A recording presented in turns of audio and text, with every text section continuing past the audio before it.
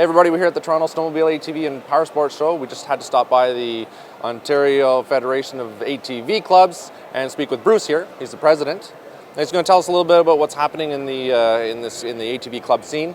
And of course, I had to stop by and get one of these candies and one of these cool hats as well.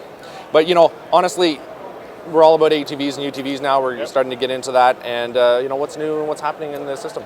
Right now, like we talked about, ATVs and how well they're selling, UTVs and how well they're selling, getting more into recreation, family sport side of it. That's where the side-by-sides are coming in now more and more.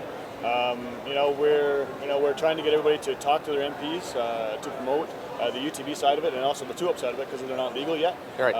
It's one of the areas we've been focusing on to try to get. I was just asking him questions. I've got my Razor. It's pretty wide. And we were talking about where we can ride in Ontario with such a wide machine, and it's a little bit limited right now. But I think Quebec did a pilot study a couple of years ago, and now it's finally approved where they can ride side by sides and two-up machines on all their trails now. Well, it only makes sense. I mean, the more you can put on a machine, it's going to be more of a family sport. It does. You don't have to go out and buy 3 or 4 4-wheelers for the for the price of the same thing. So, exactly. And it is growing, and it's amazing. Like I said, our clubs, because they've developed from a single ATV, now we're going to like your Razor of 48, 50 inches or the Commander 62, 64 inches. Our trails aren't built to handle those right now. So our clubs are reacting now, building bridges a little bit wider. That's good. To help that side of the industry once the approval is in place. And like I said, one of our big thing right now is lobbying the government and trying to get that legality in place. Yeah, it only makes sense. Build it, they will come kind of thing. And that's what it is, And it's like on all of our trails, the OFATV, EOTA, anybody, they all accept the ATV or the side-by-sides and the two-ups. It's just a matter of when it comes to the road issue. You can't ride on the road anywhere with either one of those machines. And that's the hard part because you get a pocket of trails that are open, then all of a sudden you get a connector road and you can't ride on that. You can cross at 90 degrees, but you can't ride down that road anywhere legally to get to the other side of the trail. So you have the trailer, get on it, and go again. So it makes it a hassle for everybody. And, like we said, talk to your MP, get it to Queen's Park, and hopefully help us out. It'll happen. Now, club-wise, trail-wise, what's new? Club-wise, right now we're just promoting our clubs getting the end of the year, so most clubs are wrapping up their end of year season and getting ready for the incoming next year, March, April, depending on where they live. There's a few clubs in Ontario now that actually groom their own snowmobile trails. Good. So that promotes the winter riding now. Mostly in Eastern Ontario is where most of it happens. We have one club in Baxter that's just starting this year to groom trails. Not a wide groomer, 5-foot wide groomer, but it does get the ATVs out on the trail, and that way you're not limiting yourself to 10 months of the year. You get to ride it 12 months of the year. And there's nothing better than on a nice crisp winter day out riding your ATV. And Quebec, if you look at the way Quebec model is, they run probably 80% of their sales are in the wintertime. That's right.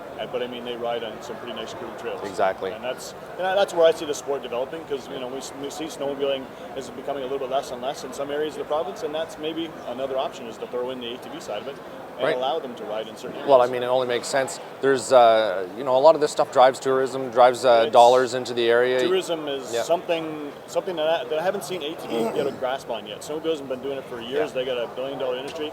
ATVing is on the edge of just starting to open that. And like we say, how big ATVing is, if it hits where snowmobiling is, we'll bypass that by far. Because we can ride the roads to get to places, and we can ride it, and it's developing the relationships again with the hotels and stuff that are open, who are open only for snowmobiles in the wintertime. Now, if we can get the ATVs for the other 8 months of the year, I mean, it's a win-win for them, for us, because we get to play someplace to stay, and then people can get out, enjoy it with their families. So you've got your homework cut out for you. We've got our homework. That's good. And it takes a lot of work, and I imagine there's a pretty big volunteer aspect to this whole thing as well. And it's getting snowmobiles do the same thing. It's getting harder and harder every year to keep that volunteer base. We're finding people want to they're so busy in their lives. Comes to the weekend, they just want to, here's my pass, I want to ride. I don't have time to help out because I'm busy working. But each club kind of has a dedicated core that every year does all of the work and keeps the trails going. They're the builders, they're the maintainers, they're the everything. So usually the 1%ers. It's about usually 1 to 2%. Like you get a club of 100 people, you might get 10 to 15 people out, and that's your core base volunteers. And we're always trying to figure out different ways to try to help our volunteers and keep them longer. So we don't burn the 10 people out over the whole year long. So we're coming up with other ideas how we can help them out. I know a lot of clubs do appreciation dinners now too, so they just to help their landowners is a big thing. You know, we appreciate every landowner that gives us a part of their property to ride on. I mean, and that's a big part of us. It's the same as snowmobiling. It helps us by far. You know, different areas of the province work different. We have farmers in the east who actually allow us to ride beside their cornfields, and you know, as long as the ATVers are doing their job and staying on the trail. That's right. Doesn't ruin it for everybody. Doesn't ruin it for everybody. Yeah, but you get that one person who goes off the trail and runs through somebody's wheat field. It hurts. It hurts. It doesn't hurt just one area, but it hurts the province because that landowner is connected, and he starts talking, and then all of a sudden you find a region where you get a whole bunch of landowners who you'll never get signed again. And so how many clubs are there in Ontario? Right now, between clubs and recreational, social-wise, there's probably around 40. Clubs. They're not all connected together. We're scattered in groups. We're working on coming together. It's like everything. Snowmobiling 30 years ago was the same way. That's where ATV is. We're getting there. We're all talking together now, so we're starting that relationship to try to build the trust rapport to move into one ATV PowerSports group that would be. Now, what about what does a trail pass cost? The OFATV trail pass costs $150, taxes included. And that gets you access on OFATV trails and EOTA. We have a reciprocation with EOTA, so we ride on their club's trails too. So that gives you access to probably around 3,000 to 4,000 kilometers of trail across Ontario.